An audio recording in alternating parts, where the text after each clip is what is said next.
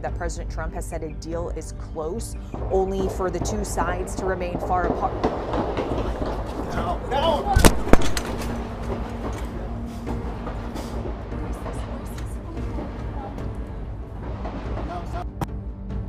A horrific shootout unfolded just meters away from U.S. President Donald Trump outside the White House.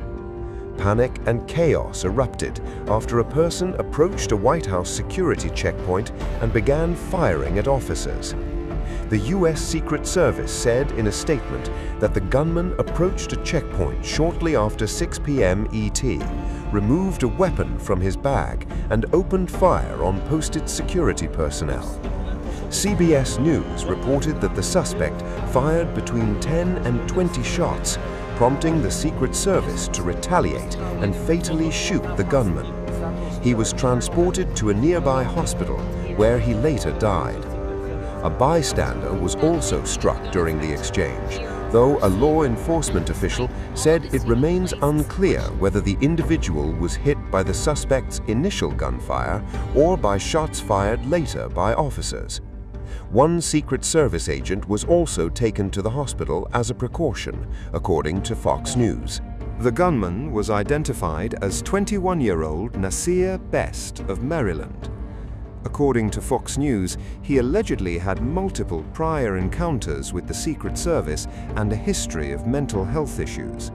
Best was detained by the Secret Service on June 26, 2025, for flagging down agents and making threats, and again on July 10, 2025, for entering a restricted area, Fox News reported. The incident occurred while Donald Trump was inside the White House holding crucial talks on Iran. The Secret Service later briefed Trump about the shooting. In a social media post, FBI Director Kash Patel said officers were responding to reports of shots fired and added that he would update the public as we're able. The gunfire came nearly a month after what law enforcement authorities described as an attempted assassination of the president on April 25th, when Trump attended the annual White House Correspondents Association dinner at a Washington hotel. A stark image released by Donald Trump has intensified the shock surrounding the attempted attack near the White House. Posted on Truth Social, the image shows the suspected gunman restrained and pinned to the ground, shirtless, hands bound behind his back, as Secret Service agents secure him near a staircase at the Washington Hilton. The scene is raw, immediate, and unmistakably the aftermath of chaos. Authorities have identified the suspect as 31-year-old Cole Thomas Allen of Torrance, California, according to reports. In a forceful statement after the incident, Trump referred to him as a sick person, adding a chilling warning that similar threats could surface again within the next 30 days. According to Trump, the suspect was armed with multiple weapons when he breached security, triggering a rapid response from the Secret Service. In the exchange, one officer was struck by gunfire, but survived, protected by a bulletproof vest that turned a fatal moment into a narrow escape. The image, the details, and the warning now combine into a single unsettling message. An attack stopped, but a threat not yet fully behind them. The man has been captured. They're going to his apartment. I guess he lives in California. And he's a sick person, a very sick person. And we don't want things like this to happen. I think it's very important that I say, though, and I told the representatives of the evening, they did such a beautiful job. It was such a beautiful evening. And again, they're talking about free speech in our Constitution. That's what it's all about, not just White House correspondence. It was really based on free speech in our Constitution. But I said very importantly that we'll do it again within the next 30 days, and we'll make it bigger and better and even nicer. So I just want to thank everybody that was involved. I also want to thank the press, the media. You've been very responsible in your coverage. I will say I've been seeing what's been out, and you've been very responsible. So Todd Blanche, I'd like to say a few words. I know we're going to have cash. And then you're going to go on. We can ask, I guess we can take a couple of questions. I want to thank the First Lady that was a rather traumatic experience for her. There was a lot of action taking place up there very quickly.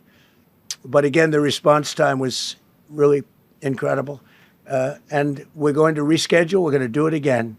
We're not going to let anybody take over our society. We're not going to cancel things out because we can't do that. We wanted to stay tonight. I will tell you, I fought like hell to stay.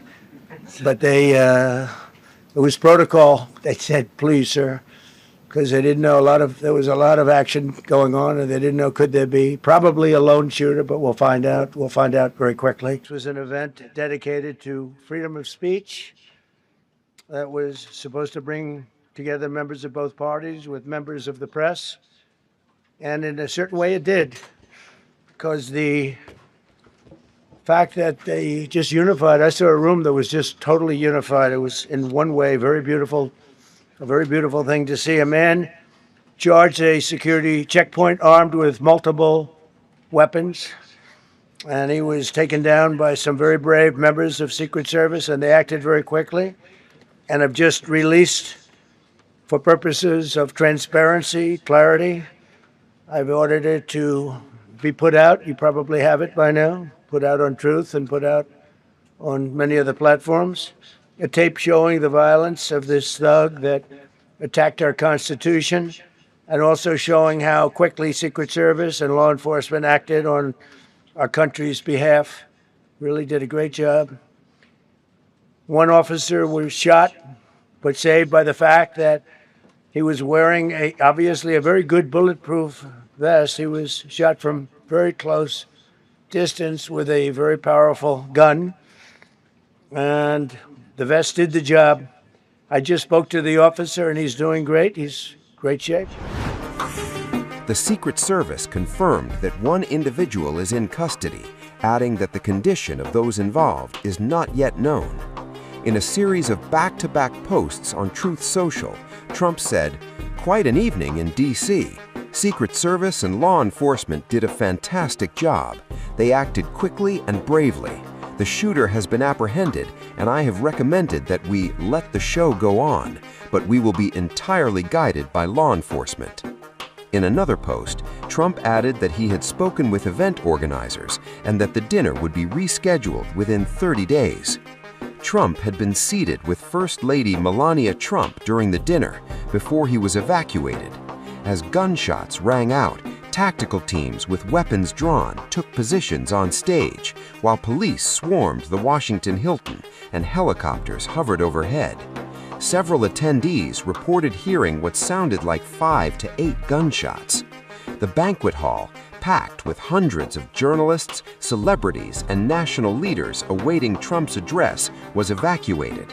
National Guard personnel were deployed inside, as attendees were allowed to exit but barred from re-entering, while security outside the venue remained extremely tight.